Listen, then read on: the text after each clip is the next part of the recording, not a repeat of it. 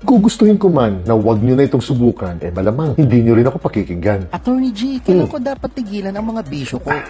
Ideally, dapat sa lalong madaling panahon. Pero bibigyan kita ng 3 palatandaan kung kailan dapat tigilan mo na yan. Ang una ay kapag wala ka ng budget para sa mga bisyo mo. Yung tipong inuutang mo na ang alak at sigarilyo mo sa tindahan sa kanto, o kaya natututo ka na magupit para lang makapagdurog kasamang tropa mo. O kaya natututo ka na magbenta, magsangla, magnakaw at manloko para lang makapagsabong at makapagkasino. At ang pangalawa, kapag hindi na kaya ng katawan mo ang bisyo mo. Yung tipong dumudura ka na ng dugo, lunod na sa alak ang atay mo, at mukha ka ng bangkay sa kakabato. At ang pangatlo, kapag nagsisimula ng masira ang mga plano mo sa buhay mo. Yung tipong lagi ka nalang late o absent sa eskwela o sa trabaho mo. O kaya naman napapabayaan mo na ang negosyo mo. Lalo na kung sinisira mo na at iniiwasan ka na ng pamilya at mga kaibigan mo. Hindi ko kayo mapipigilang magbisyo paminsan-minsan. Kahit naman ako ay dumaan dyan. Lalo na ng aking kabataan. Maging alerto ka lang. Dahil kapag patatagalin mo yan, darating ang oras na hindi mo na ito matatanggal sa iyong katawan. At anuman ang pinaghirapan mo sa buhay mo, ay masasayang lang.